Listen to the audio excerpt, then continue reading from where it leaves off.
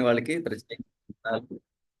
So harrow చర్చా మీరు, లేకపోతే లండన్ చర్చా? Harrow church members, seventh Adventist church members Europe నుంచి, ఇంగ్లాండ్ నుంచి మన దగ్గర ఉండడం చాలా సంతోషం. సో ఈ సంవత్సరం it is a very blessed year. చాలా విషయాలు మొదల నుంచే బ్లెస్డ్ ఇయర్. మొట్టమొదటి బ్లెస్డ్ ఇయర్ ఏంటంటే, వైర్ కనెక్షన్ లేకుండా ఇంటర్నెట్ కావాలని నేను చాలా రోజుల నుంచి ప్రయత్నం చేస్తున్నాను. అది ఎలా దొరుకుతుందో తెలియట్లేదు. మాకు ఎన్ని షాపులను అడిగి చెప్పలేదు. సో చార్లీ వచ్చి ఆయన ఒక రీసెర్చ్ చేయటం వల్ల వైర్లెస్ ఇంటర్నెట్ దొరికిందండి. వైర్లెస్ ఇంటర్నెట్ దొరకటం వల్ల అడ్వాంటేజ్ ఏంటంటే, తొందరగా కనెక్షన్ పోదు. This is first week. Last week దీన్ని ఇన్స్టాల్ చేసాము. ఇది ఫస్ట్ గ్రేటెస్ట్ బ్లెస్సింగ్. తర్వాత ఈ సంవత్సరం ఇంటర్నేషనల్ విజిటర్స్ మన చర్చిలో ఎక్కువ మంది ఉంటారు. First visitors Sweety and Sureen. So next month మార్చిలో ఇంకొక ఫ్యామిలీ, తర్వాత ఆ తర్వాత ఇంకొక ఫ్యామిలీ. ఈ సంవత్సరం అంతా ఇంటర్నేషనల్ విజిటర్స్ వస్తూ ఉంటారు మన చర్చికి. సో వినోదిని వెళ్తుంది, వెళ్ళిన తర్వాత వస్తుంది. సో వినోదిని చిన్న కూతురు, మాకు పెద్ద కూతురు అక్కడ ఉంది కదా, చిన్న కూతురు అక్కడికి వెళ్తుంది. సో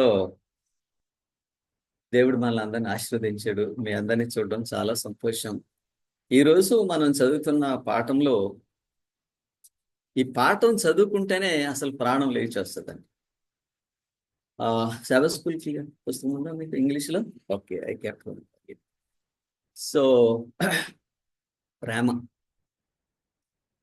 సో మీరు పుస్తకాన్ని మీరు ఫాలో అవ్వట్లేదు, టెక్స్ట్ మీరు రాసుకుంటే నోట్స్లో మీరు రాసుకోండి, అది మీకు చాలా బెనిఫిషియల్గా ఉంటుంది. ఈ బుక్ మీరు తర్వాత చదువుకోవచ్చు, నేను మీకు కాపీ ఇస్తాను. సో జూమ్లో మనకి చాలా మంచి టీం ఉందండి. ఈరోజు జూమ్లో నుండి మనకి 20 మంది వేరే వేరే ఊర్ల నుంచి జాయిన్ అయ్యారు. వీరందరూ ఒకరు కాదు, వేరే ఊర్ల నుంచి జాయిన్ అయిన వాళ్ళు. మొట్టమొదటి వాళ్ళు అపరంజని గారు హైదరాబాద్ నుంచి, అబ్రహాం లింకన్ గోరింతోట నుంచి. సో వీళ్ళందరికీ స్పెషల్ వెల్కమ్. మీరు మాతో సహవాసం చేయటం వల్ల మీరు ఆధ్యాత్మికంగా బలపడతారు. ఈ పాస్టర్ గారు ఎందుకు ఈ కోట్ వేసుకున్నాడు అనుకుంటారు కదా. కోల్డ్ సీజన్లో నాకు కోల్డ్ వచ్చిందంటే, ఆ కోల్డ్ పోవటానికి 1 మంత్ పడుతుంది. ఆ కోల్డ్ సీజన్లో కోల్డ్ పోవటానికి 1 మంత్ నేను చేయవలసింది ఏంటంటే, నా చెస్ట్కి చలిగాలి తగలకుండా చూసుకోవాలి. మే నెలలో వస్తే కోల్డ్ పర్వాలేదు, కానీ వింటర్లో కోల్డ్ వస్తే మరి ప్రతి వారం మాట్లాడాలి కదా, ఇది జాగ్రత్తగా చూసుకోవాలంటే కోట్ వేసుకోవాలి, అంతే తప్ప ఇది నెససరీ కాదు. సో దేవుడు మీ అందరినీ ఆశీర్వదించిన గాక. ప్రేమ అనేటువంటి మాట మీద ఈ పాఠం రాశారు. పాఠము రాశారు, కానీ సామాన్యులు చదువుకుంటే ఈ పాఠము కొంచెం కష్టమే, అర్థం కాదు. అతి సామాన్యులే ఈ పాఠాన్ని చదివి వివరించాలి ప్రేమ అనేటువంటి అంశం మీద. సో ఇప్పుడు మనకి వాక్యాలు చదివే వాళ్ళందరూ జూమ్లో ఉంటారు. రాత్రే ఇక్కడ ఉన్న వాళ్ళు చదివారు, ఇప్పుడు జూమ్లో ఉన్న వాళ్ళు చదువుతారు. మనం ప్రేమ గురించి మొట్టమొదటి వాక్యము ఇది ఇర్మియా 31:3. వసుంధర గారు, మీ టీంలో ఎవరున్నారో వాళ్ళతో ఎవరు చదవాలో చెప్పండి. ఇర్మియా 31:3.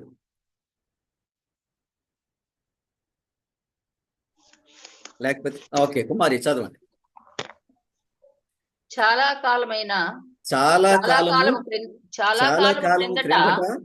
యెహోవా నాకు ప్రత్యక్షమై ఇట్లా నేను శాశ్వతమైన ప్రేమతో నేను నిన్ను ప్రేమించుచున్నాను కనుక విడువక నీ ఎడల కృప చూపుచున్నాను. చాలా ఎక్సలెంట్ మాట్లాడే. దీనిలో చాలా కాలం క్రిందట ఎవరికి కనిపించాడు దేవుడు? ఇర్మియా కనిపించాడు. ఏం చెప్పాడు ఆయనకి? యెహోవా నాకు ప్రత్యక్షమై ఇట్లా నేను శాశ్వతమైన ప్రేమ చేత నిన్ను ప్రేమించుతున్నాను. సో ఈ ప్రేమ అనే ఈ మాటలో శాశ్వతమైన ప్రేమ, తర్వాత అశాశ్వతమైన ప్రేమ, ఈ రెండాటికి వ్యత్యాసం చెప్తాను. ఇది గ్రీకు చదువుకోవటం వల్ల వచ్చిన అడ్వాంటేజ్. ప్రేమ అనే మాటకు గ్రీకులో 5 అర్థాలు ఉన్నాయి. అందులో మొట్టమొదటి అర్థము ఈ శాశ్వతమైన ప్రేమకు సంబంధించింది. ఈ శాశ్వతమైన ప్రేమకు సంబంధించిన అర్థం. ఆ ప్రేమలో నుంచి ప్రేమ అనేటువంటి మాటను దాన్ని అర్థం చెప్తే ఆ మొట్టమొదటి అర్థం ఏంటంటే అగాపే. అగాపే అంటే ఎప్పటికీ అంతం లేని ప్రేమ. తర్వాత రెండవది ఫిలియో. ఫిలియో అనేది స్నేహపూర్వకమైన ప్రేమ. ఈ స్నేహపూర్వకమైన ప్రేమ శాశ్వత కాలం ఉండదు. కానీ ఈ అగాపే అనేటువంటి ప్రేమ, దైవ ప్రేమ శాశ్వతంగా ఉంటుంది. ఇక్కడ ఈయన ఉపయోగించిన ఈ ప్రేమ అనేటువంటి మాటను మనం తీసుకుంటే దానిలో ఆ మాటలో 5 అర్థాలు. మొట్టమొదటిది దేవుడు ప్రేమించే ప్రేమ అగాపే అనేటువంటి ప్రేమ. ఈ ప్రేమలో మన దగ్గర నుంచి దేవుడు ఏమీ కోరడు, కానీ బంధువులో ఉంటే ఏదో ఒక టైంలో ఏదో ఒకటి మన మీద ఆశపడతారు. నేను అవసరం ఉన్నా, నాకు సహాయం చేయలేదు చూసారా అంటారు. అంటే అలాగో బయట పడకపోయినా కానీ మనసులో ఆలోచన ఉంటుంది. కానీ ఈ ప్రేమకు, అగాపే అనే ప్రేమకు అలాంటి అర్థం ఉండదు. అందుకనే మాస్టర్స్లో థియాలజీ చేసేటప్పుడు గ్రీక్ నేర్పిస్తారు. అంటే మీరు హెబ్రూ శాఖ అయితే Hebrew, old testament, new testament అయితే గ్రీక్. ఈ మాటలు అర్థం చెప్తారు. ఈ ఒక మాట విశ్వాసానికి కూడా అలాగే 5 అర్థాలు.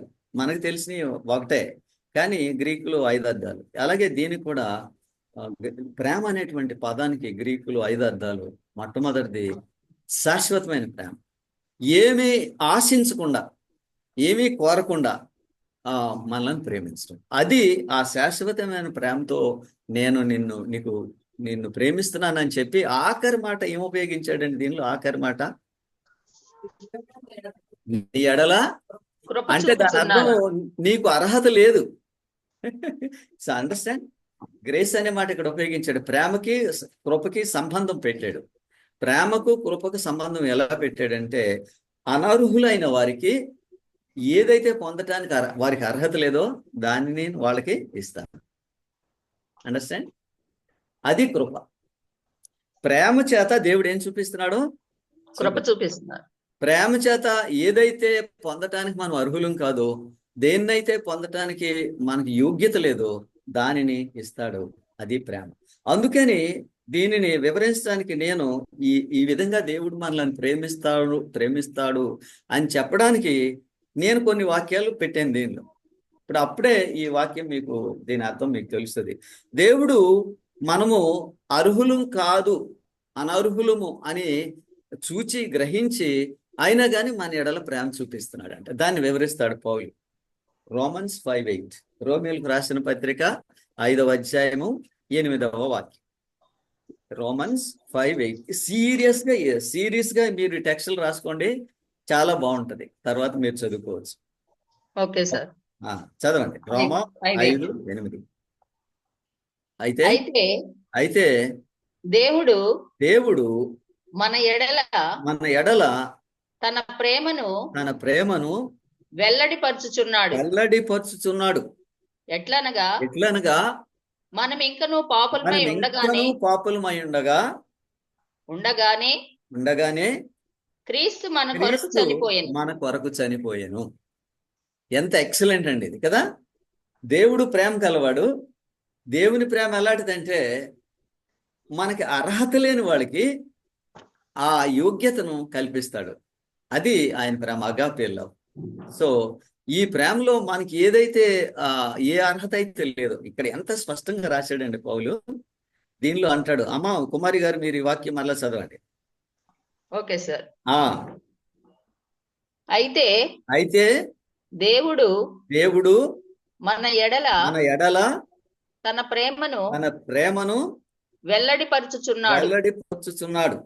ఎట్లనగా మనం ఇంకను పాపులమై ఉండగానే క్రీస్తు మన కొరకు చనిపోయాను. దీన్ని తర్వాత వివరిస్తాడు. దానిలో ఏమంటాడంటే, మంచివాడి కోసం కూడా ఎవడు చనిపోయాడంట. కానీ యేసుప్రభు వారు ఎవరి కోసం చనిపోయాడు అంటే, అనర్హులైన వాళ్ళకి ఏదైతే పొందటానికి అర్హులు కాదో అది దేవుడు వాళ్ళకి ఇచ్చేదానిని కృప అని చెప్తారు. గ్రేస్. ఓకే, అంటే గ్రేస్ కి చాలా షేడ్స్ ఉన్నాయి, చాలా యాంగిల్స్ ఉన్నాయి.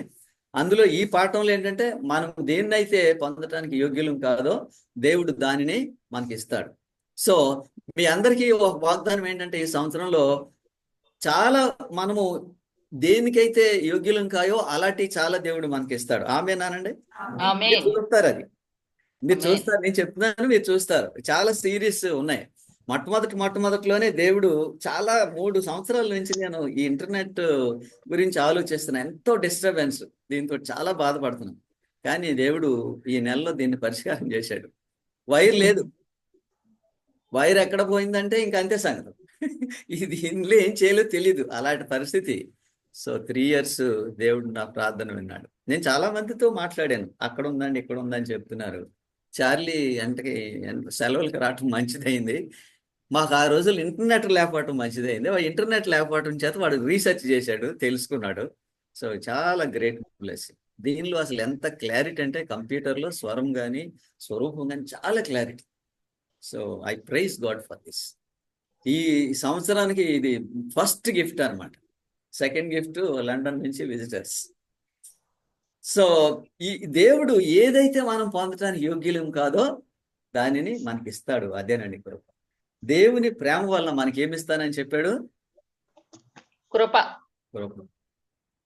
నాకు 55 years మ్యారేజ్ అయ్యి, నేను తరచుగా సంవత్సరాలు లెక్క పెట్టుకుంటానండి. నాకు 55 సంవత్సరాలు ఈ మ్యారీడ్ లైఫ్ నేను జరిగించానంటే నిజంగా దేవుని కృప. కొన్నిసార్లు చాలా ఒత్తిడి, ఇంపేషన్స్, అసలు సహించలేనన్ని పరిస్థితులు వస్తాయి. కానీ మధ్యలో ఏముంది? ప్రేమ అనే మాట ఉంటుంది. ఆ ప్రేమకి ఇంకొక లింక్ ఉంది, కృప అనేది. అప్పుడు దేవుడు దేన్నైతే మనం పొందటానికి అర్హులం కాదో దానిని మనకి ఇస్తాడు. సో ఆ విధంగా ఈ ప్రేమ, ఈ కృప రెండు ఉంటే మీరు కూడా 55 years మ్యారీడ్ లైఫ్ లో జీవిస్తారు. సో ఇక్కడ దేవుడు అంటున్నాడు, అయితే దేవుడు మన ఎడల వెల్లడిపరుచుతున్న ప్రేమ గురించి వివరించాడు. మనం ఇంకనూ పాపులమైంది, అంటే మనం ఇంకనూ అనార్హులమైందిగా దేవుడు మనకి ఈ గొప్ప భాగ్యము ఇచ్చాడు. పొద్దున్నే లేచిన వెంటనే సీలింగ్ చూస్తానండి, మెలకు వచ్చిన వెంటనే టార్చ్ లైట్ వేసి. ఇటువంటి సీలింగ్ కింద పండుకుంటాను నేను అర్హుని కాదు ప్రభు. ఇటువంటి గృహంలో పండుకుంటాను నేను అర్హుని కాదు. లైఫ్ ఎక్కడ జర్నీ ఎక్కడ ప్రారంభమైందని మీరు చూడలేదు మా ఇల్లు. అసలు ఒకవేళ చూస్తే పెళ్లి చేసుకునేవాళ్ళు కాదు. సో మాకు తెలుసు, పిల్లలకి వర్షం వచ్చిందే కాలు పెట్టామనుకోండి నీళ్ళే, చల్లగా ఉండేది. పొలంలో కట్టారండి ఇల్లు, కానీ అక్కడి నుంచి ఎక్కడికండి? శాశ్వతమైన కృప, దేవుని శాశ్వతమైన ప్రేమ ప్రతిరోజు నేను చూస్తున్నాను. తర్వాత వాక్యం చూద్దాం. రోమా 5:5. ఓకే సార్, చదవండి. ఎందుకనగా ఈ నిరీక్షణ మనలను సిగ్గుపరచదు. మనకు అనుగ్రహింపబడిన పరిశుద్ధాత్మ ద్వారా దేవుని ప్రేమ మన హృదయములో కుమ్మరింపబడి ఉన్నది. ఓకే, దేవుని ప్రేమ మన హృదయంలో ఎలా వస్తుందని చెప్పాడు? కుమ్మరించబడి. దేవుని ఏమన్నాడు? పరిశుద్ధాత్ముడు మనలోకి రావటం చేత ఈ ప్రేమ అనే తత్వం మనలోకి వస్తుంది. ఓకే, సో ఈ ప్రేమ అనే తత్వం మనలోకి వచ్చినప్పుడు దేవుడు అనర్హులమైన మనలను ఎంతగా ప్రేమిస్తున్నాడో నేను అర్థం చేసుకుంటాను. సో చెప్తున్నాడు ఇక్కడ చక్కగా, పరిశుద్ధాత్ముడు మనలోకి రావటం చేత మనకి ఏం జరుగుతుందని చెప్పాడు? దేవుని ప్రేమ మనకు అంతకు ముందు లేదు. సో అందుకనే ఆత్మఫలాల మొట్టమొదటి ఫలం ప్రేమ. Very good. ఇక్కడ మాకిద్దరు బైబిల్ స్టూడెంట్స్ ఉన్నారండి, జూమ్ లో ఉన్నారు. పరిశుద్ధాత్మని వల్ల రావటం వల్ల మొట్టమొదటి ఫలం ఏంటండి? ప్రేమ. సో ఈ ప్రేమ అనేది మనిషికి మొట్టమొదట దేనిని కలిగిస్తుందంటే, వివాహాన్ని బట్టి చేస్తే ప్రేమ దీర్ఘకాలము సహించదు. ఇన్ టర్మ్స్ ఆఫ్ మ్యారేజ్ ప్రేమ దీర్ఘకాలము సహించదు. సో అంటే దీనిలో ఉన్న యాంగిల్స్ లో ఒక యాంగిల్ చెప్తున్నా, ప్రేమ దీర్ఘకాలం సహించదు. అప్పుడే అన్ని సంవత్సరాలు వివాహం జరుగుతుందని ఉంటది కదా. సో ఇప్పుడు ఇంగ్లాండ్ లోనే ఒక కప్పులు ఉన్నారు, మీరు చూసే ఉంటారు. పాస్టర్ గారు ఆయన ప్రసాద్, ఆయన నూజివీడ్ సైడ్ అబ్బా దాస్ ప్రసాద్. ఆయన వైఫ్ ముందు ఇంగ్లాండ్ వెళ్ళింది. ఇంగ్లాండ్ వెళ్ళినప్పుడు ఇంగ్లాండ్ లో ఆమెను అడిగారంట, నీకు పెళ్ళయిందా అని అడిగారంట. ఈ అమ్మాయిని పెళ్ళయింది నాకు. ఎంతకాలం అయింది పెళ్ళి అంటే 14 years అయ్యింది నాకు పెళ్ళి. సో హౌ మెనీ హస్బెండ్స్ అని అడిగారట. ఓన్లీ వన్ హస్బెండ్ అందంట. Only one husband in 14 years. So English వాళ్ళకి ఇది చాలా మిస్టరీ అనమాట. కానీ బైబిల్ లైఫ్ అది కాదు. ఆయన వైఫ్ అక్కడ ఉండగానే నేను రాంచీలో కలిశాను ఈ పాస్టర్ని. ఈయన పాస్టర్ రాంచీలో పనిచేసాడు, బీహార్లో. చెప్తున్నాడు నా వైఫ్, ఆయన వైఫ్ కూడా నాకు తెలుసు. సో ఆయన చెప్తున్నాడు అన్నట్టు. ఫస్ట్ వీళ్ళు అడిగారంట ఆమె పనిచేసేటప్పుడు చర్చ్కి వెళ్తే హౌ మెనీ ఇయర్స్ మ్యారేజ్ అయిందా అని అడిగారు. అంటే ఈమె చూస్తే పెళ్ళి అవ్వలేదు అనుకున్నారు. అంటే అయిందంటే how many years? 14 years, only one husband, life long only one husband. There is no divorce. విడాకులు అనేది బైబిల్లో లేదండి అసలు. There is no divorce in Bible. కానీ కొంతమంది అనవసరం మోసే రాశాడని. యేసుప్రభు నాలుగు కఠిన హృదయం వాళ్ళు అండి, అందుకే మోసే చెప్పాడు, కానీ డైవర్స్ లేదని. కానీ మరి అంతకాలం వివాహం జరగాలంటే ఎలాగా? ప్రేమ. అది సంగతి. కుమారి గారు కరెక్ట్. సో ఈ ప్రేమ వలన మనిషిలో సహనము ఉత్పన్నమవుతుంది. మనకి ఈ ప్రేమ కావాలంటే ఏం కావాలని చెప్పాడు ఇక్కడ? ఓకే, మరి పరిశుద్ధాత్ముడు ఎవరికి అనుగ్రహిస్తాడో రాస్తాను. చాలా చక్కటి పాఠం అండి ఇది. నేనేం చేశానంటే I remade this lesson. Cut చేసి, మనం టైలర్ దగ్గరికి వెళ్ళి పెద్ద బట్ట తీసుకెళ్తే కట్ చేసి జేబుకి కొంత, కాలర్ కొంత, చేతికి కొంత ఎలా పెడతాడో అలా దీన్ని నేను కట్ చేసి ముక్కలు చేసి రూపం తీసుకొచ్చాను. సో దేవుడికి పరిశుద్ధాత్మ ఎవరికి ఇస్తారు? గలేషియన్స్ 4:6, గలతీయులకు రాసిన పత్రిక 4వ అధ్యాయము 6వ వాక్యం. ఓకే సార్, చదవండి. మరియు మీరు కుమారులై ఉన్నందున నాయనా తండ్రి అని మొరపెట్టు తన కుమారుని ఆత్మ దేవుడు మన హృదయములోనికి పంపెను. మొట్టమొదట మీరు ఉన్నందున కుమారుని ఆత్మ దేవుడు మీ హృదయంలోని పంపెను. ఇప్పుడు దీని అర్థం చెప్పండి మీరు. దేవుడు ఎవరికి పరిశుద్ధాత్మ ఇస్తాడు? Only children. దేవుని కుమారుని ఆత్మ ఎవరిలో ఉందో దేవుని కుమారులకు పరిశుద్ధాత్మ ఇస్తారు. అంతేనండి. తర్వాత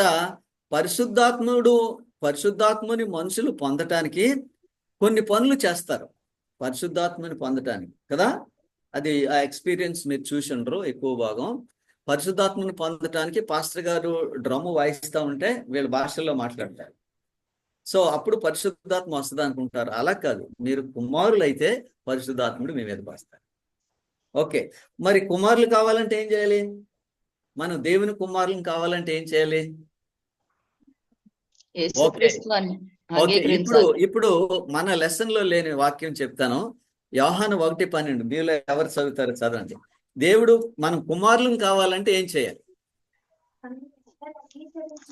ప్రిన్సి చదువు.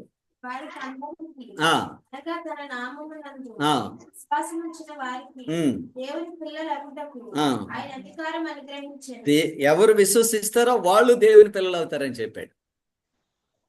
ఓకే, ఎవరు దేవుని పిల్లలు అవుతారో వారికి ఏమొస్తుంది? పరిశుద్ధాత్మ. ఓకే, ఎవరు పరిశుద్ధాత్ముడు వస్తాడో పరిశుద్ధాత్మని యొక్క మొట్టమొదటి ఫలం ఏంటండి? ఓకే, ప్రేమ. 5 సంవత్సరాలు కాదు, 100 సంవత్సరాలైనా నడుస్తుంది బండి ప్రేమ.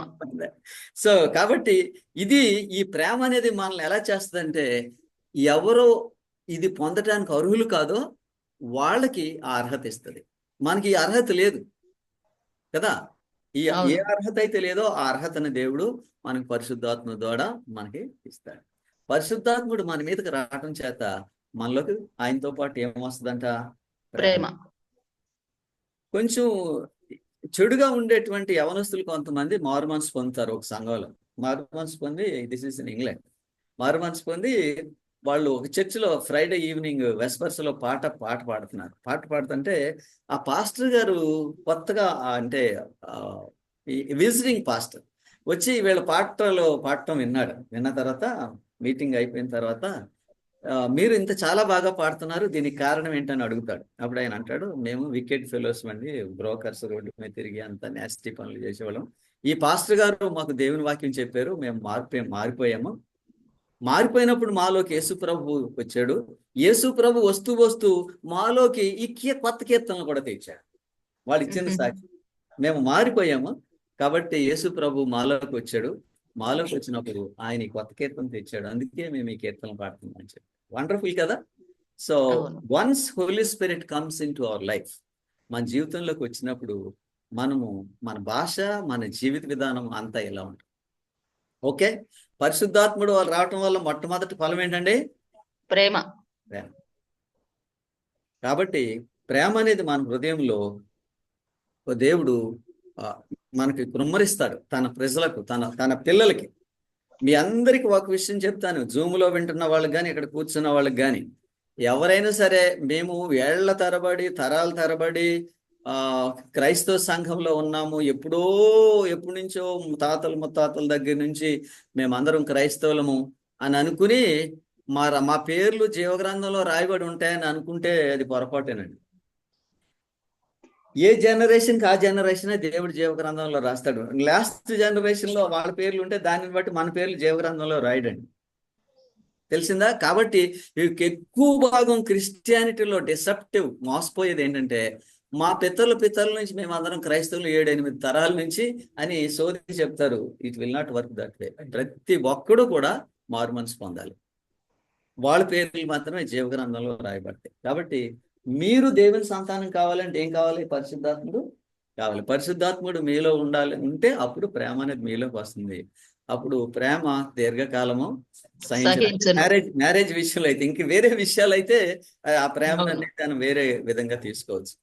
సో కాబట్టి ఈరోజు మనము యేసు ప్రభు వారు ఈ విధంగా అనర్హులమైన మనకి ఏం చేశాడంటే, మన హృదయంలోకి పరిశుద్ధాత్మని పంపి పరిశుద్ధాత్మతో పాటు మనలోకి ప్రేమను తిప్పారు. ఇప్పుడు ప్రేమను తీసుకొచ్చాడు కాబట్టి మన లైఫ్ డిఫరెంట్ ఉంటుంది. ఇప్పుడు కంటిన్యూ చేద్దాం. 5వ వాక్యం, యోహాను సువార్త 15వ అధ్యాయం 12వ వాక్యం. చదువు. నేను మిమ్మును ప్రేమించిన ప్రకారము మీరు ఒకరినొకడు ప్రేమించవలెనన్నట్టే. ఇప్పుడు వరకు బాగుంది పార్ట్, అది దేవుడి పార్ట్. ఇప్పుడు మన పార్ట్, నేను మిమ్మల్ని ప్రేమించిన ప్రకారము మీరు కూడా ఒకరినొకరు ప్రేమించుడి. సో ఇది ఇప్పుడు మనం ఎక్సర్సైజ్ చేయాలన్నమాట. అలా చేయలేదనుకోండి, ఉదాహరణకి మీరు అనుకోండి, దేవుడు ఆయన మనకి ఇచ్చిన ప్రేమ మనకు ప్రేమించాడు, అలాగే మనం కూడా ఒకరినొకరు ప్రేమించాలి అన్నాడంటే దాని అర్థం ఏంటంటే, దేవుడు అనర్హులైన మన కోసము ఎలాగైతే ఆయన మరణించాడో, అనర్హులు అయిన వాళ్ళ కోసం కూడా మనం ప్రేమ చూపించాలి. మనకి అంతా బాగున్న వాళ్ళ కోసం ప్రేమ చూపించడం కాదు ఇక్కడ టెక్నిక్. అర్థమైందా? ఈ పాఠంలో ఉన్న పాయింట్ ఏంటంటే, దేవుడు అనర్హులైన వాళ్ళకి ఎలాగైతే ప్రేమ చూపించాడో మనం కూడా అనర్హులైన వాళ్ళకి ప్రేమ చూపించాలి. అదే చెప్పాడు, నేను మిమ్మల్ని ఎలా ప్రేమించానో మీరు కూడా అలాగే ప్రేమించండి అని చెప్పాడు. ఓకే, ఇప్పుడు తర్వాత వాక్యం చదువుదాం. ఇది 1 యోహాను 4:7. ఇప్పుడు 4:19 చదివాము, ఇప్పుడు 4:7 చదవం. 1 యోహాను 4:7. ప్రియులారా, చదువుతున్నారు. ప్రియులారా, ఒకరినొకడు ప్రేమింతము.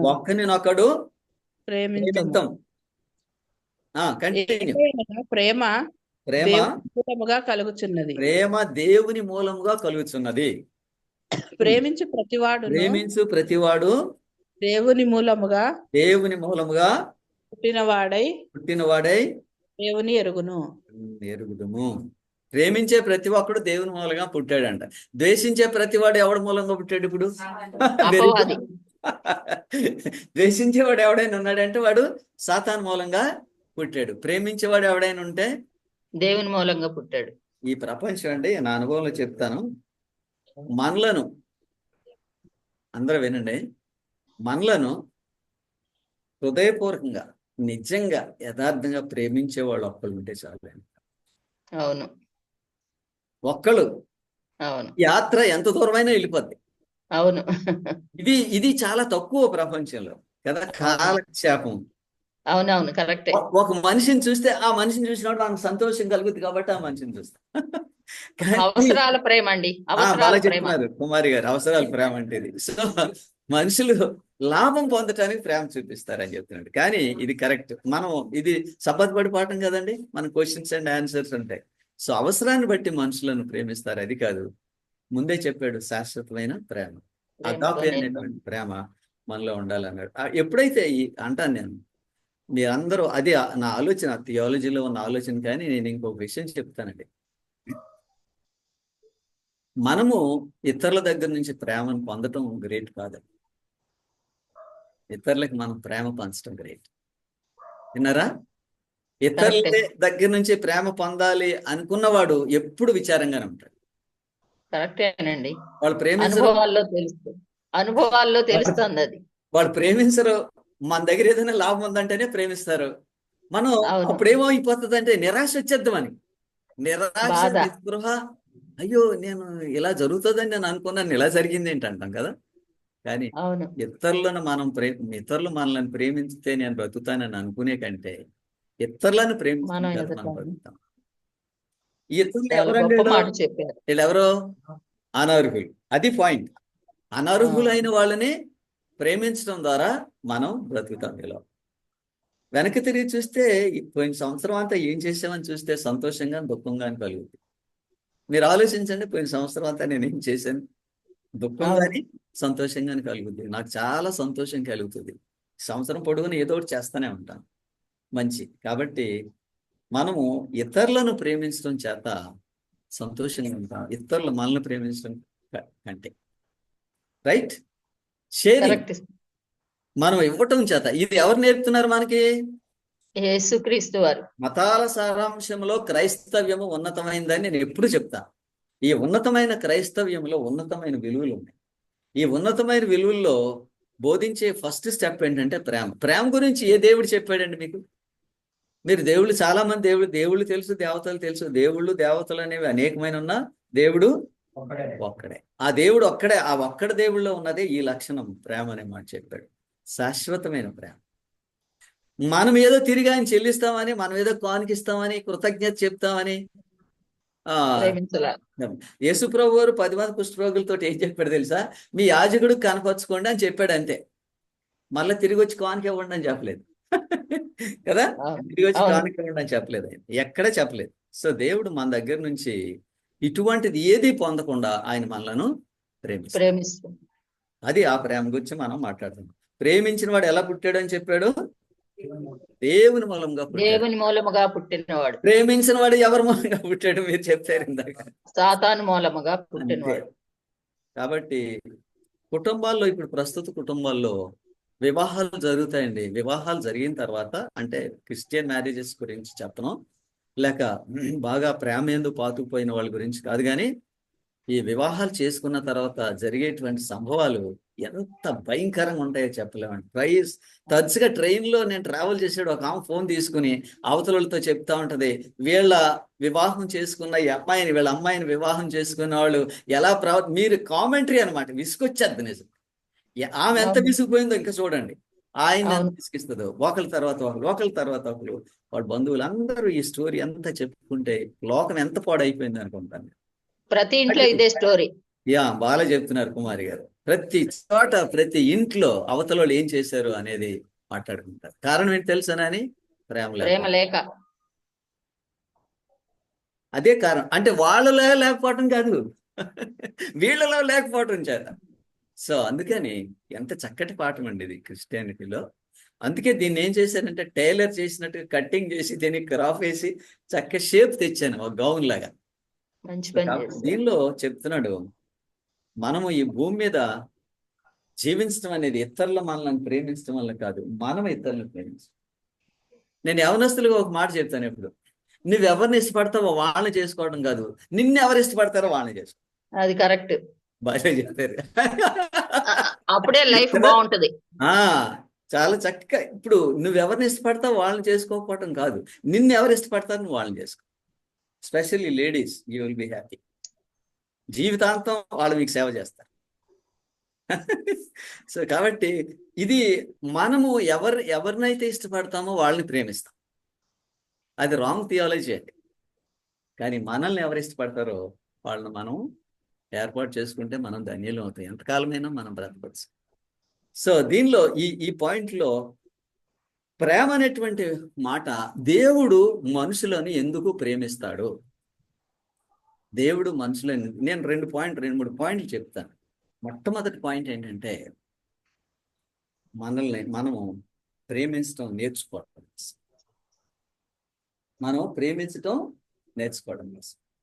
ప్రేమించడం అంటే లాభం వస్తే ప్రేమ గురించి నేను చెప్పట్లేదండి. ఏ విధమైన లాభం లేకుండా ప్రేమించడం. ఒక ఆమె 18 సంవత్సరాలు బెడ్ మీద ఉంటుంది. 18 సంవత్సరాలు బెడ్ మీద ఉన్న ఆమెకి పరిచర్య చేస్తాడు హస్బెండ్. డ్యూటీ చేసుకుని వచ్చి ఈమె పరిచర్య చేస్తాడు. ఒకరోజు ఈయన స్నేహితుడు అడిగాడు, నువ్వెందుకు ఇంత కష్టపడుతున్నావు అంటే, బికాస్ ఐ లవ్ హర్ అని చెప్పి. 18 years చచ్చిపోవట్లేదు ఆవిడ, బ్రతికే ఉంది, కాన్షియస్, బెడ్ రిడెన్. సో ఆమెని పోషిస్తూ ఉంటాడు అన్నమాట. అంటే మనము ఎందుకు ఇలాంటి పనులన్నీ చేస్తామని అంటే, it is only because of love. ప్రేమ వల్లనే మనం ఇవన్నీ చేస్తాం. మీరు ఈ ప్రేమను పొందటం వలన కాదు, ఇతరులను మీరు ప్రేమించడం వల్ల మీరు సంతోషిస్తారు. ఓకే, అది ఈ ప్రేమ యొక్క తత్వం. దేవుడు అది నేర్పాలని ఈ పాఠాన్ని మనకి ఇచ్చాడు. దేవుడు మనల్ని ఎందుకు ప్రేమిస్తున్నాడు? ప్రేమ మనకు నేర్పుతున్నారు, ప్రేమించడం మనం నేర్చుకోవాలని. నేను ఈ పాఠం స్లోగా చెప్తున్నానండి. ఓకే, రెండో పాయింట్ ఏంటంటే, దీని అర్థం, దేవుడు ప్రేమ స్వరూపి అనే మాట చెప్పినప్పుడు మనందరికీ ఒక విషయం అర్థమవుతుంది. దేవుని తత్వం ఏమిటి, దేవుని తత్వము ఏమిటి, ఆయన ఎటువంటి వాడు వెంటనే మనకు అర్థమవుతుంది. ఆయన తత్వం ఏంటో మనకు, క్రూరుడు కాదు, మూర్ఖుడు కాదు కదా, శూరుడు కాదు, చాలా శక్తివంతుడైన దేవుడు, కానీ ప్రేమ స్వరూపి. ఆయన ప్రేమ గలవాడు కాబట్టి ఆయన ప్రేమ అనే దాన్ని గురించి మనకి తెలియజేస్తున్నాడు. ఓకే, తర్వాత మనిషి ప్రేమించడం మొదలు పెడితే ఏం జరుగుతుంది? ఇప్పుడు దేవుడు ప్రేమించడం గురించి నేను చెప్పాను, మనిషి ప్రేమించడం జరిగితే ఏం జరుగుద్ది? వాక్యం చదువుదాం. ఇతరులను కానీ మనుషులను కానీ దేవుడిని కానీ ఏ మనిషి ప్రేమిస్తాడో ఆ మనిషి ఒక వాగ్దానం ఉన్నదండి. ఇది ఈ వాగ్దానము నేను పాఠము దానిలో రాయలేదు. రోమా 8:28, ఇక్కడ సభలో ఉన్నవారు చదవండి. రోమా 8:28. దేవుని ప్రేమించు వారికి అనగా ఆయన సంకల్పము చొప్పున పిలువబడిన వారికి మేలు కలుగుటకై సమస్తమును సమకూడి జరుగుతున్నవని. ఆమేన్. దేవుని ప్రేమించే వారికి అంటే దేవుణ్ణి కానీ మనుషుల్ని కానీ ప్రేమించే వాళ్ళకి ఏం జరుగుతుందంట? దేవుని ప్రేమించే వారికి అనగా ఆయన సంకల్పం చొప్పున పిలువబడిన వారికి మేలు కలుగుటకై సమస్తము సమకూడి జరుగుతున్నది. అంటే దేవుడు ప్రేమించే వాళ్ళకి జరిగేటువంటి సంభవం గురించి ఇక్కడ వివరించాడు. అందుకని ప్రేమ అనేది పొందాలని మనుషుడు అనుకుంటాం కంటే ఇతరులను ప్రేమించడం చాలా గొప్ప విషయం. దానివల్లనే మనము ఈ లోకంలో సంతోషంగా బతుకుతాం. సో ప్రేమ అనేది ఒక రకంగా చెప్పాలంటే సాక్రిఫైస్, త్యాగం. త్యాగం ఎన్నిసార్లు త్యాగం చేయాలి సార్, నువ్వు పద్దాకి ఇలా చెప్తున్నావు అని పాస్టర్ గారు. లైఫ్ లాంగ్, జీవించినంత కాలం త్యాగం చేస్తానే ఉండాలి మనిషి, ఈ జీవితం నడవాలి అని అంటే. ఇప్పుడు తర్వాత వాక్యం చూద్దాం. దేవుడు ఆయన ప్రేమకు ఒక కండిషన్ పెట్టాడండి. ఇప్పటి వరకు నేను ఆ కండిషన్ చదవలేదు, ఇప్పుడు కండిషన్ చదువుతున్నా. షరతు, ఆ షరతు ఏంటో చదువుదాం. ద్వితీయోపదేశకాండము 7వ అధ్యాయము 8వ వాక్యం. ద్వితీయోపదేశకాండము 7వ అధ్యాయము 8వ వాక్యం. అయితే యెహోవా మిమ్మల్ని ప్రేమించువాడు గనుక, యెహోవా మిమ్మలను ప్రేమించువాడు గనుక తాను మీ తండ్రులకు చేసిన ప్రమాణమును నెరవేర్చువాడు గనుక యెహోవా బాహుబలము చేత రప్పించి దాసుల గృహములో నుండి ఐగుప్తు రాజైన ఫరో చేతిలో నుండి మిమ్మల్ని విడిపించెను. ప్రేమించడం వల్ల దేవుడు ఏం చేశాడంట? విడుదల కలుగు చేశాడు. అక్కడ బానిసత్వం అనేది ఒక illustration. Okay, slavery it is an illustration. అలాగే మనకి పాపము యందు పట్టబడ్డ వాళ్ళని విడుదల చేస్తాడనే దానికి ఇది సూచన. ఓకే, అప్పుడు వాళ్ళని ఎలాగైతే బానిసత్వం నుంచి విడుదల చేశానో అలాగే మిమ్ములను నేను మీ పాపపు బానిసత్వం నుంచి విడుదల చేస్తాను. ఇది వాగ్దానం. అయితే చాలా మందికి ఈ విషయం అర్థం కాలేదండి. వాళ్ళు వాళ్ళు వాళ్ళు ఎలాగుంటారంటే పాపములోనే ఉండి క్రైస్తవులుగా జీవించాలనుకోవాలి. అర్థమైందా? They live a sinful life. చర్చికి వచ్చినప్పుడు చేయాల్సిన పనులన్నీ చేస్తారు, but inside of their life they are not converted. So నేను అంతకుముందు 2-3 సార్లు చెప్పాను, మారు మనసు పొందిన వాళ్ళ సంఖ్య ఎక్కువ ఉందా క్రిస్టియానిటీలో, మారు మనసు పొందని వాళ్ళ సంఖ్య ఎక్కువ ఉందా? పొందని వారి సంఖ్య ఎక్కువ ఉంది సార్. పొందని వాళ్ళ సంఖ్య ఎక్కువ ఉంది. ఇదే కారణం. నిన్న జీవన్ ఈ కొటేషన్ అడుగుతాడు, మామయ్య మీరు తరచుగా చెప్తారు కదా, అది ఏ ఆథర్ రాశాడు, ఏ బుక్ లో ఉంది. So there are more converted people in Christianity అని చెప్పాడు. అది స్టాన్లీ జోన్స్ అని ఒక మిషనరీ ఆయన పుస్తకంలో రాశాడు. అన్కన్వర్టెడ్ పీపుల్, వాళ్ళు మారు మనసు పొందలేదు, అన్ని గుళ్ళు అన్ని పనులు చేస్తారండి, దేవుడికి కానుకిస్తారు, అన్ని చేస్తారు, కానీ but they are not converted.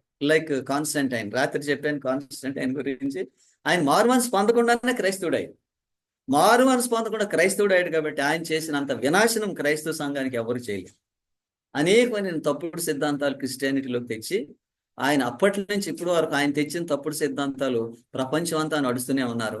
మీరందరూ కాన్స్టంటైన్ తీసుకొచ్చిన తప్పుడు సిద్ధాంతాల్లో మొట్టమొదటిది ఒకటి చెప్తారా? విశ్రాంతి దినాన్ని వెరీ గుడ్. అయితే మనం ఆదివారం ఆరాధన చేయకూడదండి. మీరే చెప్పారు, నేను చెప్పలేదు. పాస్టర్ తెలివి వెళ్ళాడండి, మీతోనే చెప్పేశాడు. మీరు ఆదివారం ఆరాధన చేయకూడదండి. అంటే ఆదివారం ఆరాధన చేయకుండా ఏం చేయాలి మనం? మారు మనసు పొందాలి కదా. ఇది బైబిల్ కాన్స్టంటైన్ తెచ్చాడు. ఇది దీనిని అనుసరించి ఎప్పుడు ఎక్కువ మంది క్రిస్టియన్స్ వాళ్ళు ఇలాంటివన్నీ చేస్తూ మేము ఇంకా క్రిస్టియన్స్ అనుకుంటున్నారు, but they are not Christians. అందుకే చెప్తున్నాడు, దేవుడు ఐగుప్తు దేశం నుండి ఇశ్రాయేలీయులను బానిసత్వంలో నుంచి ఎలాగైతే విడుదల చేశాడో పాపం అనే బానిసత్వం నుండి నేను మిమ్మలను విడుదల చేస్తాను. This is a promise. నేను దీనిలో నుంచి బయటకు రాలేను అనుకుంటారు చాలా మంది. అవునంటారా? రాలేను అనుకుంటారు. కానీ దేవుని ఉచితమైన కృప చేత ప్రతి ఒక్కరు రావచ్చు, ప్రతి ఒక్కరు విడుదల పొందవచ్చు. ఓకే. దేవుని ప్రేమ నిజంగా తెలుసుకుంటే రావాలి. మీరు చెప్పిన దానికి నేను ఒకటేం చెప్తానంటే, నిజంగా దేవుని ప్రేమ అని మనం దాన్ని ఏమంటామంటే ఆస్వాదిస్తే, అనుభవిస్తే మనంతట మనమే నడిచేస్తామండి. అవును, కరెక్ట్. అదే నేను చెప్తాను. అది నడిచేస్తాం, మనంతట మనమే నడిచేస్తాం. అవునవును. ఇంత త్యాగం చేసి ఇంత ప్రేమ ఇది సబ్ స్కూల్ అండి, ఇది ప్రసంగం కాదు. అందుకే పర్మిషన్ ఇస్తున్నా. సబ్ స్కూల్లో ఇప్పుడు మీరు కూడా మాట్లాడుతున్నారు కదా, మాట్లాడాలి, మీరు కూడా మాట్లాడాలి. సో మీరే మాట్లాడాలి, జవాబులు మీరే చెప్పాలి. జవాబులు మీరు చెప్పారంటే ఏది జవాబు చెప్పారు మీరు అది అనుసరించి నడవాలి. ఓకే, తర్వాత వాక్యం చదవండి కుమారి గారు. 9వ వాక్యం అదే అధ్యాయంలో. Okay sir. Okay sir. Okay sir. 9. కాబట్టి నీ దేవుడైన యెహోవా తానే దేవుడనియు తన్ను ప్రేమించి తన ఆజ్ఞలను అనుసరించి నడుచుకొని వారికి తన నిబంధనను స్థిరపరచువాడును 1000 తరముల వరకు కృప చూపువాడును నమ్మదగిన దేవుడు అనియు. వరకు అవుదామండి. దీనిలో ఏం చెప్పాడు ఇక్కడ? దీనిలో స్పష్టంగా తన్ను ప్రేమించి, మనం ఆజ్ఞలు గాయకోవటం ఎలాగంటున్నాడు? ప్రేమించి గాయకోమని చెప్పాడు. ఇది ఒక సిస్టమ్. దీని ప్రకారం చేయకపోతే నాకు నష్టం అని కాదు, దేవుని ప్రేమించి హృదయపూర్వకంగా కమాండ్మెంట్స్ కీప్ చేయమని చెప్పాడు. అలాగూ మీరు దేవుణ్ణి ప్రేమించి ఇష్టపూర్వకంగా మీరు ఆయన ఆజ్ఞలు అనుసరిస్తే, ఆ తర్వాత లైన్ చదవండి కుమారి గారు. నడుచుకుని వారికి తన నిబంధనను స్థిరపరచువాడును. నిబంధన స్థిరపరచడం అంటే దేవుడు తన ప్రజలుగా మిమ్మల్ని అంగీకరిస్తాడు. Okay, continue. 1000 తరముల వరకు కృప చూపువాడును. మరి చాలా మంది అంటారు ఆజ్ఞలకి కృపకి సంబంధం లేదంటారు. ఇక్కడ అంటున్నాడు, ఎవరైతే దేవుని ప్రేమించి ఆయన ఆజ్ఞలు గైకుంటారో వాళ్ళకే కృప చూపిస్తుంది. There is a great link between 10 commandments and grace. నమ్మదగిన అన్బ్రేకబుల్ రిలేషన్షిప్ అంటే తీసివేయడానికి వీల్లేని సంబంధం. సో మీరు ప్రేమిస్తే దేవుణ్ణి అంటున్నాడు, ప్రేమించి ఆయన ఆజ్ఞలు గైకుంటే మీకు దేవుడు కృప చూపుతాడు. 1000 తరముల వరకు కృప చూపువాడును చాలు నమ్మదగిన దేవుడు ననియు. చాలు చాలు అక్కడ వరకు వెళ్ళిపోవద్దు మీరు. ఓకే ఆ లైన్కి ఏ లైనే మనం విడగొట్టుకుని చదువుకుంటే మనకు అర్థమవుతుంది. So okay. కాబట్టి చెప్తున్నాడు 1000 తరాల వరకు మనకు కృప చూపువాడు నమ్మదగిన దేవుడు అని. తర్వాత ఆ తర్వాత దేవుని ద్వేషించేవాడి గురించి మనం మాట్లాడక్కర్లేదు, మీరు చదువుకుంటే కూడా మీకు అర్థమవుతుంది. కాబట్టి ఎవరైతే దేవుణ్ణి హృదయపూర్వకంగా ప్రేమిస్తారో వాళ్ళని ఎన్ని తరాల వరకు ప్రేమిస్తానని చెప్పాడండి? 1000 తరములు. ఎన్ని తరాలండి బాబు? అసలు ఇవి 4 తరాలు అయితేనే చాలా ఎక్కువగా ఉంది. మా తాత దగ్గర నుంచి నేను 3వ వాడిని, ఇంకా నా తర్వాత ఒక 2 3 చూస్తున్నాను. అయితే చాలా టూ మచ్ లాగా కనబడుతుంది. అయితే ఈయన అంటున్నాడు ఎన్ని తరాలంట? 1000. సో 1000 తరాల వరకు మనల్ని దేవుడు కరుణిస్తానని చెప్పాడు. ఎవరికి? ప్రేమించి ఆజ్ఞలు గైకొని. ఆజ్ఞలు గైకొనే వారికి. ప్రేమించకుండా ఆజ్ఞలు గైకొనే వాళ్ళు కాదండి.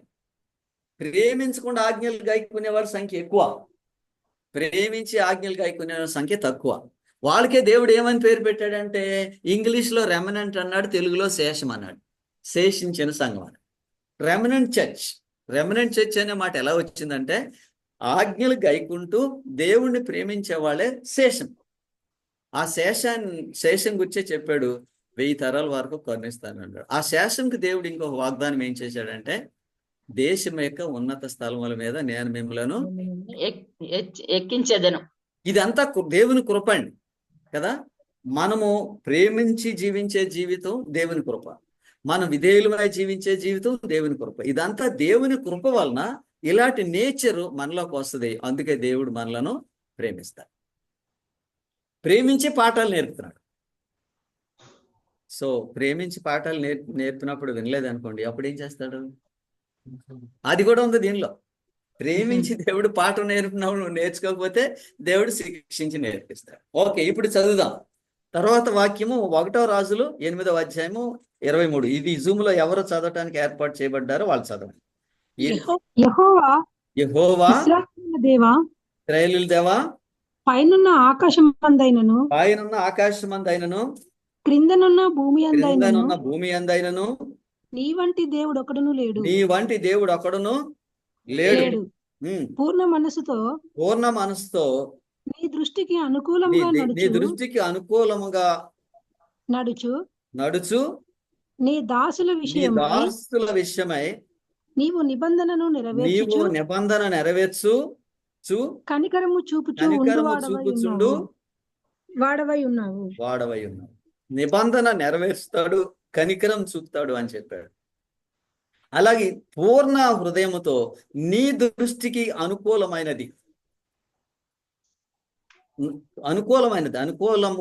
నడుచు వారి విషయమే. అంటే దేవుడిని హృదయపూర్వకంగా ప్రేమించాలి, దేవునికి పూర్ణంగా విధేయులుగా జీవించాలని చెప్పాడు. కండిషన్ ఇప్పుడు ఓ ప్రక్క నుంచి ఆశీర్వాదం ఇస్తానన్నాడు, ప్రేమిస్తున్నాడు ఉచితంగా. ప్రేమించిన తర్వాత మీరు కూడా హృదయపూర్వకంగా ఇష్టపూర్వకంగా ప్రేమించాలని చెప్పాడు. తర్వాత వాక్యం యెహెజ్కేలు 33:11. యెహెజ్కేలు 33:11. కాగా వారితో ఇట్లను నా జీవము తోడు దుర్మార్గుడు మరణము నొందుట వలన నాకు సంతోషం లేదు. దుర్మార్గుడు తన దుర్మార్గత నుండి మరలి బ్రతుకుట వలన నాకు చూడండి, దేవుడు ప్రేమ. దుర్మార్గుడు చనిపోవటం వల్ల నాకు సంతోషం లేదంటున్నాడు. కానీ దుర్మార్గుడు ఏం చేయటం వల్ల సంతోషం ఉందంట? అతడు మారితే, దుర్మార్గుడు తన దుర్మార్గత నుండి మరలి బ్రతుకుట నాకు సంతోషం. So love. వాడు సావాలని కోరడు ఎప్పుడు, కానీ మారాలని కోరతాడు.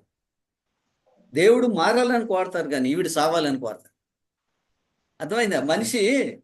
మనిషి జీవించేటువంటి జీవితం చావును కోరుకోవటమే. అవునంటారా? మనిషి జీవించే జీవితం చావును కోరుకోవటమే అతను. కానీ దేవుడు ఏమంటున్నాడు? నువ్వు బ్రతకాలని కోరుతున్నాడు. నేను చెప్తాను, చావాలని కోరుకోవటం అంటే ఉదాహరణకి మనిషికి ఆరోగ్యాన్ని ఇచ్చేటువంటి అలవాట్లు ఉన్నాయి, మనిషికి అనారోగ్యాన్ని ఇచ్చేటువంటి అలవాట్లు ఉన్నాయి. మనుషులు దేన్ని ఇష్టపడతారు? అనారోగ్యాన్ని అనారోగ్యానికి ఇష్టపడతాం. అది కరెక్ట్. అనారోగ్యాన్ని ఇచ్చేదాన్నే మనుషులు ఇష్టపడతారు. దేవుడు ఇక్కడ ఏం చెప్తున్నాడు? నువ్వు ఎందుకయ్యా అలాగో చేస్తారు, మీరు మారండి, మారి బ్రతకండి అని చెప్తే వాళ్ళకి మారకుండా బ్రతకటమే సులువు అనిపిస్తుంది. అందుకని అలాగూ మనుషులు జీవిస్తారు. అందుకే దేవుడు చెప్తున్నాడు, ప్రేమ ఈ మాటలు మాట్లాడుతుందండి. ఏంటంటే, మీరు మరణించడం నాకు ఇష్టం లేదు, మీరు చెడ్డవాళ్ళు అయినప్పటికీ అనర్హులు అయినప్పటికీ నా కృప చూపిస్తాను, అయితే మీరు మారాలని మాత్రం నేను కోరుతున్నాను చెప్పాడు. ఏమంటాడు? దుర్మార్గుడు తన దుర్మార్గత నుండి మరలి బ్రతుకుట నాకు సంతోషం. కాబట్టి తర్వాత లైన్, కాబట్టి తన దుర్మార్గత నుండి మరలి బ్రతుకుట నాకు సంతోషము కలుగును. ఓకే, తర్వాత కాబట్టి ఇశ్రాయేలీయులారా మనసు త్రిప్పుకొనుడి, మీ దుర్మార్గత నుండి మరలి మనసు త్రిప్పుకొని మీరెందుకు మరణము నొందుదురు, మీరు ఎందుకు చచ్చిపోతారు అని చెప్తున్నాడు. సో కాబట్టి ఇక్కడ దేవుడు ఆయన తత్వములో మనుషులు నాశనం అయిపోవాలని కాదు, బ్రతకాలని. కానీ అందుకని అంటున్నాడు, మీరు ఎందుకు అలా చేస్తారు, వాటిని విడిచిపెట్టేసి ఇలా రండి, ఇలా జీవించండి, బ్రతకండి అని కోరుతున్నాడు. ఇది ఎవరున్నా వచ్చే ఏ ఉద్దేశం ఉన్న వాళ్ళు ఈ మాటలు చెప్తారండి? ప్రేమ ఉన్నాళ్ళు, ప్రేమ, అది కరెక్ట్. ప్రేమ ఉన్న వాళ్ళే ఈ మాట చెప్తారు. ఎందుకయ్యా చనిపోతావు, నువ్వు బ్రతకవా. అందుకే పాస్టర్ గారు కూడా ఆయన ప్రేమ ఉండటం చేత కొన్నిసార్లు గద్దిస్తాడు. ప్రేమ ఉండటం చేత చెప్తాడు, నువ్వు ఇలా చెయ్యొద్దు అని. ప్రేమ లేదనుకో, వీడు నాశనం అయిపోతే నాకెందుకు అనుకుంటాడు. కానీ ప్రేమ అనేది ఉండటం చేత చెప్తాడు అన్నమాట, మీరు ఇలా చేయండి, మీకు ఆశీర్వాదం కలుగుతుంది. So lesson study all right. ఇంకా మనకి ఇంకా టైం ఉంది, పర్వాలేదు, కరెక్ట్గా టైం మొదలు పెట్టాము ఈరోజు. సో దేవుడు ప్రేమ కలవాడు, ఆయన వల్లే జీవం, ఈ ప్రేమ అనేది దేవుడు మనకి ఇచ్చాడు, మనం మార్పు చెందుతాం. అప్పుడు అలా చేస్తే ఏమంటున్నాడు, మీరు కూడా బ్రతుకుతారు, మీరు చనిపోరని చెప్పాడు. ఓకే, తర్వాత వాక్యం చదువుదాం. జూమ్ లో ఉన్న వాళ్ళు చదవండి. ఇది యోహాను 15:14. యోహాను 15:14. నేను మీకు ఆజ్ఞాపించు వాటిని చేసిన ఎడల మీరు నా స్నేహితులయ్యుందురు. ఓకే, ఇప్పుడు మనం ఏమైపోవాలంట? ఇప్పుడు వరకు దేవుడు ప్రేమ, మనుషులు అంటే, ఇప్పుడు మనుషులు దేవునికి స్నేహితుని అవ్వాలంటే ఏం చేయాలంట? నేను మీకు ఆజ్ఞాపించిన వాటిని మీరు చేసినట్లా మీరు నాకు స్నేహితులు. అంటే దేవుడు ప్రేమ కలవాడే, కానీ మనలో కూడా కొంచెం మార్పు రావాలని కోరుతున్నాడు కదా. I will ask you one question. ఒక మనిషికి బాగా గుర్రు కొట్టి నిద్రపోయేటువంటి అలవాటు ఉందనుకోండి, అటువంటి మనిషి దగ్గర కొనుక్కుంటారు ఎవరన్నా? కష్టం కదా. అవును, అటువంటి మనిషి దగ్గర పండుకోలేరు కదా, నిద్రపోలేరు. మనిషి అంటే ప్రేమ ఉంది, కానీ నిద్రపోనిట్లేదు. అందుకనే మా వాళ్ళు ఏమంటారంటే, చాలా ఫన్నీగా మాట్లాడు, బాగా నిద్రపోయంటే సౌండింగ్ స్లీప్ అంటే. ఆయన ఒక ఆయన చాలా శబ్దం చేస్తున్నాడు, అందుకని నాకు నిద్ర లేదు, సౌండింగ్ స్లీప్. సో అయితే అలాగే ఎల్లకాలము మనుషుడి బురదలోనే బ్రతుకుతూ ఉంటే నువ్వు నాకు స్నేహితుడు కాలేవు అని దేవుడు చెప్తాడు కదా. ఒకవేళ ఈ సౌండింగ్ స్లీప్ అండ్ అయినా ఆయన కోర్టుకి వెళ్తే lawyer judge immediately will give you divorce. So దేవుడు కూడా మరి నేను చెప్పేటువంటి పద్ధతుల ప్రకారం మీరు జీవించకపోతే మరి నేను మాత్రం ఎంతకాలం మీ గుర్రాన్ని నేను సహించగలుగుతాను? సహించలే. సో అలాగూ చెప్తున్నాడు, నేను ఆజ్ఞాపించు వాటిని చేసిన ఎడల మీరు నాకు స్నేహితులై ఇందురు. ఆఖరిగా ఈ ప్రేమించడం వల్ల దేవుడు మనిషితోటి స్నేహం చేయడానికి, మనిషిని మార్చడానికి ప్రయత్నం చేస్తాడు.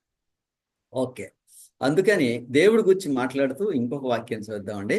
ఇది 2వ దినవృత్తాంతంలో 6వ అధ్యాయము 14వ వాక్యం. యెహోవా ఇశ్రాయేలీయుల దేవా హృదయపూర్వకముగా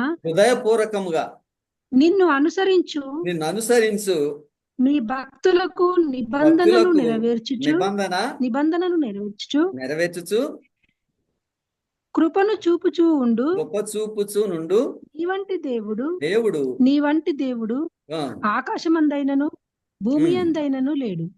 ఓకే, దీనిలో ఏం చెప్తున్నాడంటే, యెహోవా ఇశ్రాయేలీయుల దేవా, హృదయపూర్వకంగా నిన్ను అనుసరించు భక్తులకు నిబంధన నెరవేర్చడం. నిబంధన నెరవేర్చడం అంటే దేవుని ప్రజలుగా అంగీకరించడం.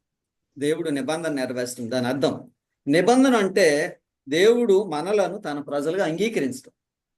ఈ నిబంధన నెరవేరుస్తాడు అంటున్నాడు. ఎలాగో, యెహోవా ఇశ్రాయేలీయుల దేవా, హృదయపూర్వకంగా నిన్ను అనుసరించు భక్తులకు నిబంధన నెరవేర్చుచు కృప చూపుచూ నుండివాడు. అంటే ఎవరైతే విధేయులు అయింటారో వాళ్ళకే దేవుడు కృప చూపిస్తాడు. Disobedient people are not deserve to receive grace. So ఎవరైతే వాళ్ళు విధులుగా ఉంటారో వాళ్ళకు మాత్రమే ఆయన కృప ఇస్తానని చెప్పారు. అవిధేయులుగా బతుకుతూ దేవుడు కృప పొందలండి అని సంవత్సరానికి ఒకసారి ఆరాధన కుదరదండి. అర్థమైందా? మనం ఎప్పుడు దేవుని రక్షణ, దేవుని పరిధిలో మనం జీవించాలి. తర్వాత వాక్యం యోహాను 14:23. యోహాను 14:23. ఒకడు నన్ను ప్రేమించిన యెడల వాడు వాడు నా మాట గైకొనును. అప్పుడు నా తండ్రి వానిని ప్రేమించును.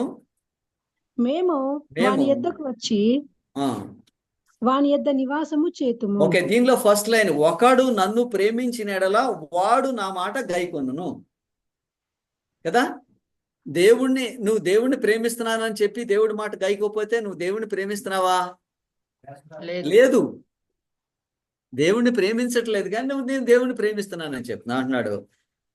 ఒకడు నన్ను ప్రేమించిన వాడు నా మాట గైకొనును. దేవుడి మాట ఎక్కడుందండి? బైబిల్లో ఉంది. వాక్యం అంతా దేవుడి మాట. వాక్యమేమో ఒక రకం ఉంటుంది, నీ జీవితమేమో ఒక రకం ఉంటుంది. అవునా? వాక్యం ఒక రకం ఉంటుంది, నీ జీవితం ఒక రకం ఉంటుంది. అందుకని ఒకడు నన్ను ప్రేమించిన వాడు నా మాటలు గైకొనును. ఓకే, తర్వాత వాక్యం చూద్దాం. ఇది యోహాను 14:21. నా ఆజ్ఞలను అంగీకరించి ఎవరు కుమారి గారు వేరే వాళ్ళు ఎవరు చదువుతున్నారు వాళ్ళని చదవనండి.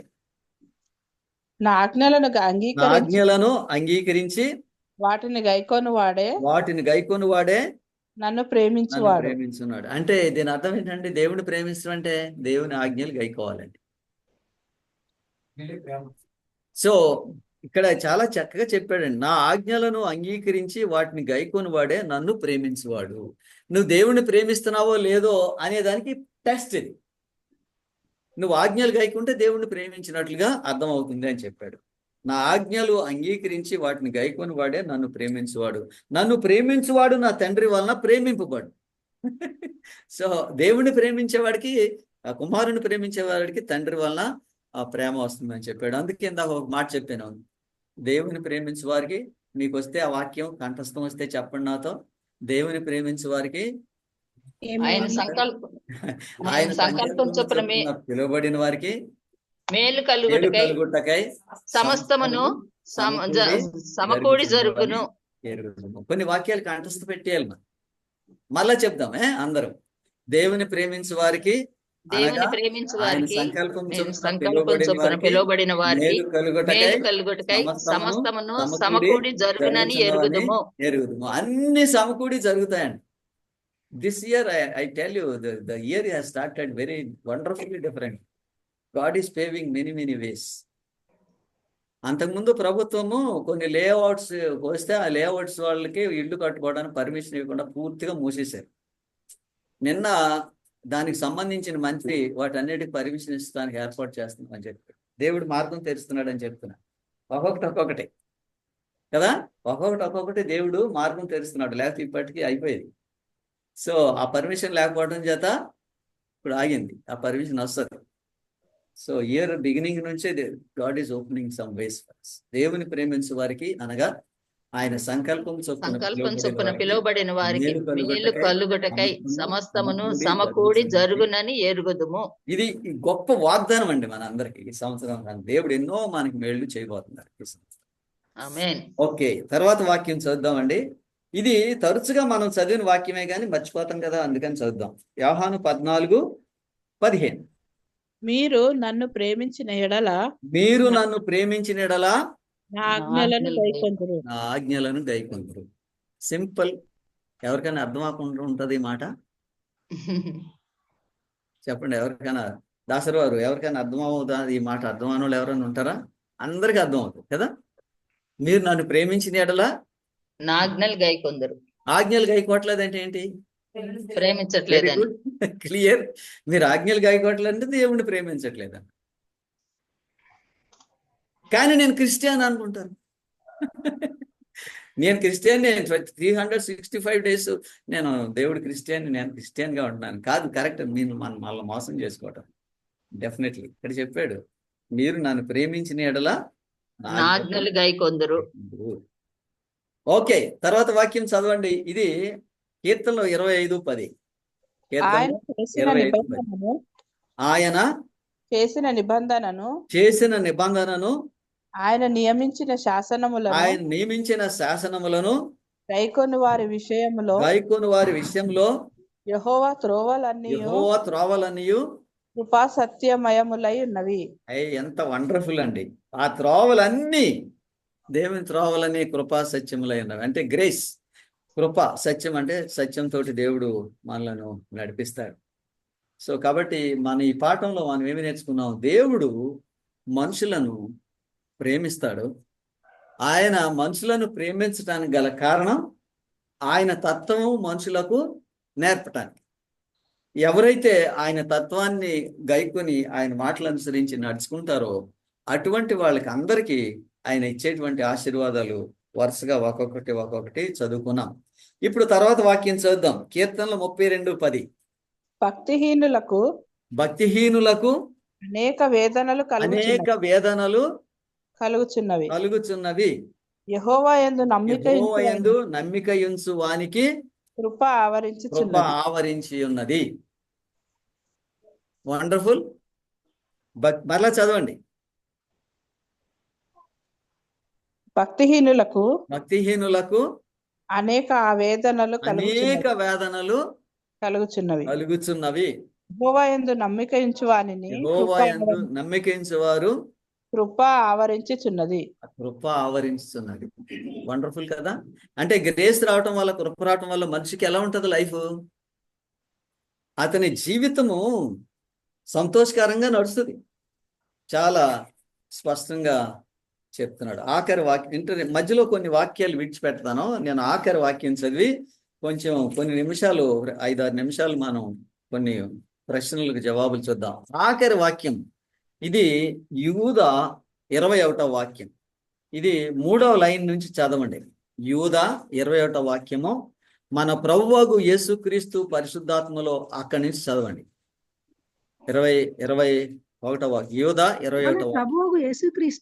మన ప్రభువగు యేసుక్రీస్తు కనికరము కొరకు కనిపెట్టుచు దేవుని ప్రేమలో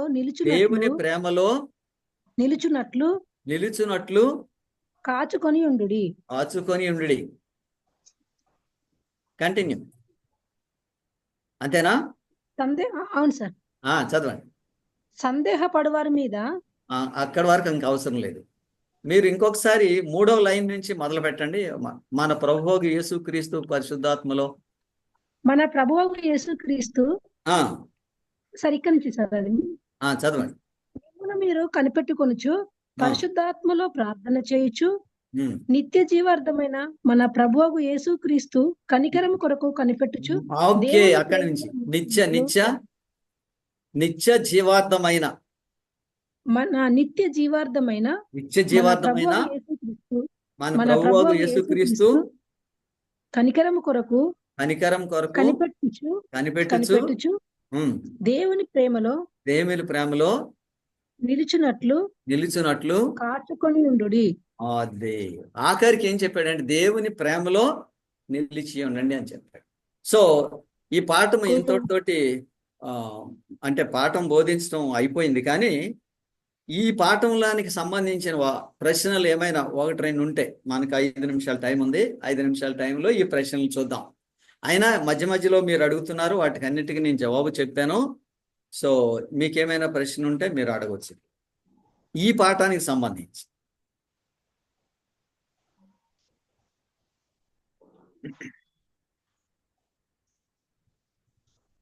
ఓకే. ఏమి లేవు సార్, చక్కగా అర్థమైంది. చాలా దేవుడి ప్రేమ ఇంకా బాగా తెలిసింది. మీకు వందనాలండి. Happy Sabbath. హ్యాపీ సాబత్ కుమారి గారు. ఓకే, మీకు కూడా ఏం ప్రశ్నలు లేవు అనుకుంటా. ఓకే, ఏమీ లేకపోతే ఏం కీర్తన సెలెక్ట్ చేశారో చెప్పండి.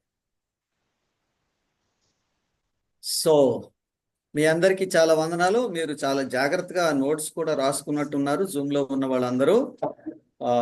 వందనాలండి పాస్టర్ గారు. వందనాలమ్మ మేరీ గ్రేస్. ప్రేమ గురించి ఎంత చక్కగా వివరించిన.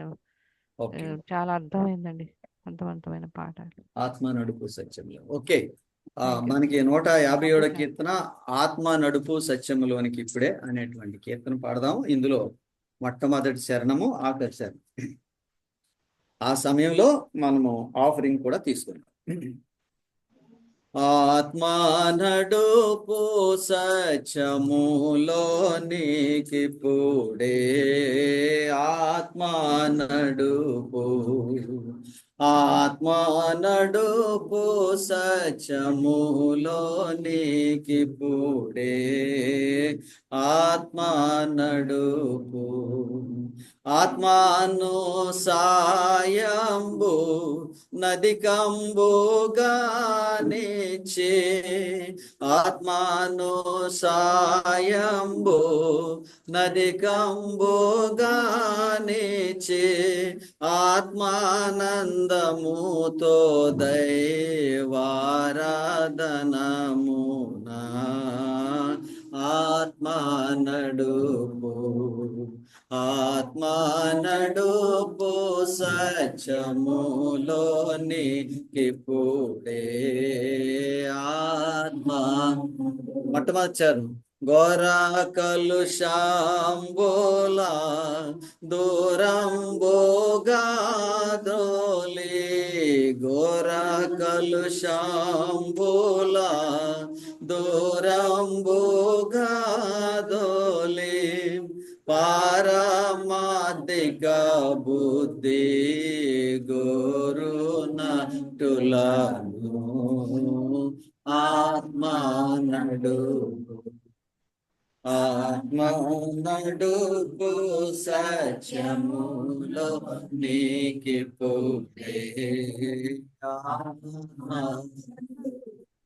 దయచేసి అందరూ కూర్చోండి.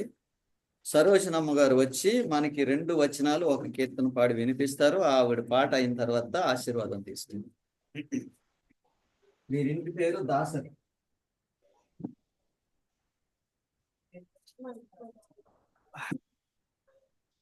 పని చేయండి.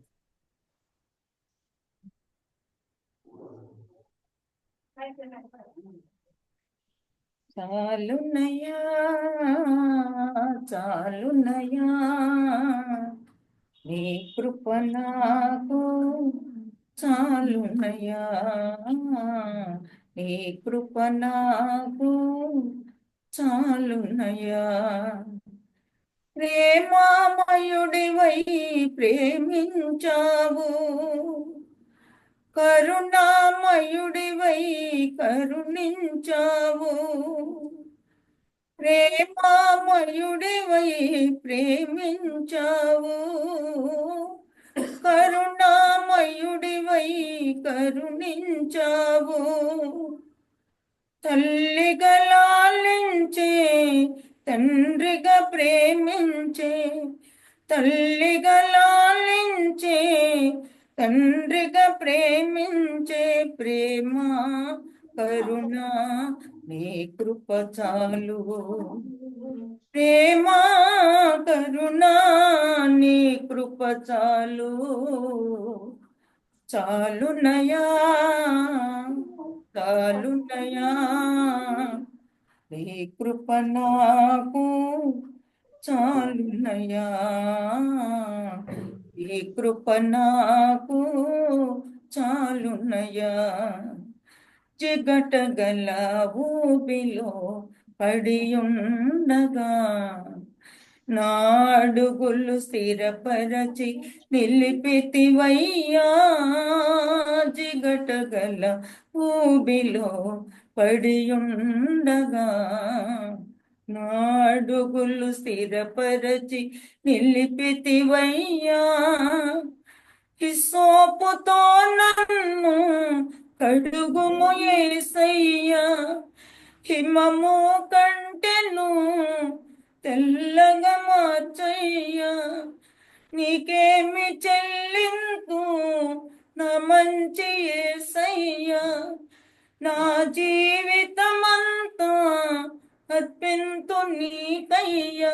ప్రేమ కరుణ నీ కృప చాలు, ప్రేమ కరుణ నీ కృప చాలు, చాలునయ్యా, చాలునయ్యా.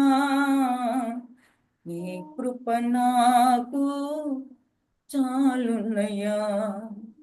బంధువులు స్నేహితులు వెలివేసిన, తల్లిదండ్రులే నన్ను వెలివేసిన, బంధువులు స్నేహితులు వెలివేసిన, తల్లిదండ్రులే నన్ను వెలివేసిన, నన్ను నీవు విడువనే లేదయ్యా. మిన్నగా ప్రేమించి రక్షించినావయ్యా.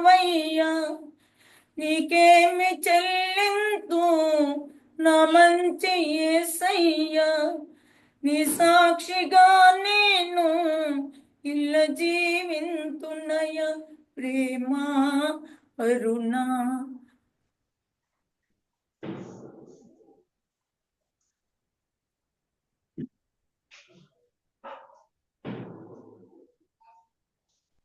హైమావతి ప్రార్థన చేస్తావా? చేస్తాను సార్, మ్యూట్ చేసుకుని తప్పకుండా. ప్రార్థన చేయాలి. చేస్తాను సార్, తప్పకుండా. మహాగణుడా, గొప్ప దేవా నాయనా తండ్రి, మీకు వేలాది వందనాలు, అనేకమైన కృతజ్ఞతాస్తుతులు, స్తోత్రాలు నాయన.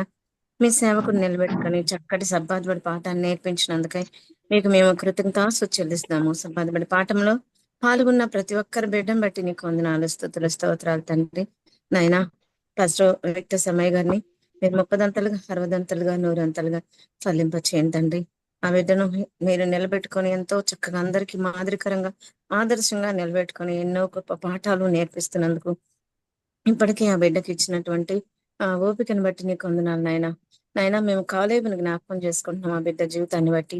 అయ్యా ఆ కాలేబు కూడా ఈ విధంగానే చెప్తాడు కదండి, 40 సంవత్సరాలప్పుడు యుద్ధం చేయడానికి నాకు ఎంత బలం ఉందో ఇప్పుడు 85 సంవత్సరాలు ఆయన నాకంతే బలం ఉందని చెప్పినట్లుగానే మీ బిడ్డ కూడా అట్టి రీతిగానే మీరు చూపిన కృపను బట్టి వందనాలు. దానియేలు వలె ఆ బిడ్డ కూడా తండ్రి ఎంతో నమ్మకంగా భక్తి విశ్వాసంతో జీవించుతున్నందుకు వందనాలు. కూడి వచ్చిన బిడ్డలందరిని బట్టి కూడా నీకు వందనాలు తండ్రి. మీ యందు భయభక్తుల్లో అనేక మందికి ఆదర్శంగా ఉన్నందుకు మేము మీకు కృతజ్ఞతాస్తుతులు చెల్లించుకొంచున్నాం తండ్రి. ఆ బిడ్డను బట్టి నీకు వందనాలు. చక్కటి స్వరం ఇచ్చారు, చక్కటి భాషా శైలి, చక్కటి జ్ఞానమునిచ్చి నడిపించిన విధానం బట్టి మీకు కృతజ్ఞతాస్తుతులు స్తోత్రాలు మరొకసారి చెల్లించుకున్నాం తండ్రి. కుడి వచ్చినటువంటి సంఘమును బిడ్డలందరినీ దీవించండి నాయన. ప్రతి ఒక్క బిడ్డకి ఏ అవసరతనే అవసరం తీర్చండి. ఆధ్యాత్మిక, శారీరక, మానసిక అవసరతను తీర్చమని వేడుకుంటున్నాం తండ్రి. మీ గొప్ప దేవుళ్ళ కోసం మేము వచ్చిన విశ్రాంతి దినమందు మా కోసం పొందుపరిచి ఉన్న ఆ దేవుళ్ళు మాపై కుమ్మరిస్తారని ప్రార్థన చేయించినాం నాయన.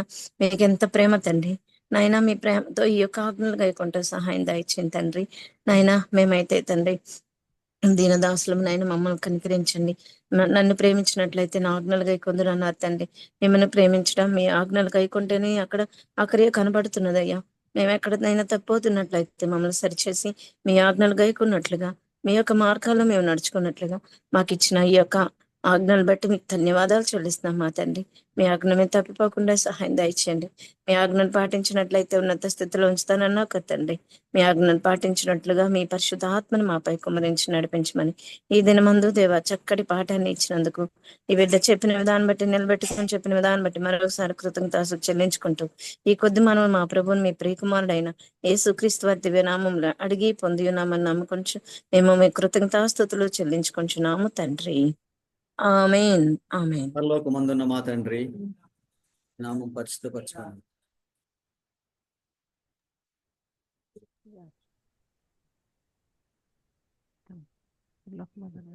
భూమి ఎందుకు నెరవేరు మనదిన ఆహారం నేడు మాకు ఇచ్చి వారిని అపరాధం చేసిన వారిని మేము క్షమించిన ప్రకారం ఆ అపరాధాలను క్షమించి మన శోధనలో తండ్రి అయిన దేవుని ప్రేమ, కుమారుడైన యేసుక్రీస్తు కృప, పరిశుద్ధాత్మని అన్యోన్య సహవాసము మనందరి పైన సదాకాలం ఉండుగాక. ఆమేన్. ఆమేన్. Thank you pastor. హాయమ్మా, చాలా వందనాలు. చాలా ఈ అమ్మాయి థ్యాంక్స్ సార్. గుంటూరు హిందూ గృహం నుంచి కన్వర్ట్ అయ్యి చిన్నబాబు ఎంఏ థియాలజీ చేసేటప్పుడు ఈ అమ్మాయి ఎంఏ థియాలజీ చేసింది. ఈ అమ్మాయి సేవ చేస్తుంది. Thank you sir. ప్రత్యేకమైన ఆశీర్వాదాలు, భయభక్తులు కలిగిన అమ్మాయి ఎంతో మందిని ప్రభు దగ్గరికి నడిపిస్తారు. So thank you so. Praise God God. Bless you. Haima, God bless you. Thank you so. Thank you very much so. Thank you. God bless us all. వచ్చే మంగళవారము 11 గంటలకి జూమ్ ఉంటుంది. జూమ్లో జాయిన్ అవ్వాలని మీరు ఎవరైనా అనుకుంటే మీకు లింక్ పంపిస్తాను. అది కుమారుడైన యేసుక్రీస్తు, కుమారుడైన దేవుడి గురించిన పాఠం. తర్వాత శుక్రవారం సాయంత్రం 5:30 గంటలకి జూమ్ ఉంటుంది. తర్వాత వచ్చే శనివారం సబ్బాత్ రోజు 9:30కి సబ్బాత్ పడి పాఠం. అప్పటి వరకు దేవుడు మీ అందరినీ ఆశీర్వదించి దీవించి కాపాడు. అందరికీ ఆమేన్. బై. వందనాలు.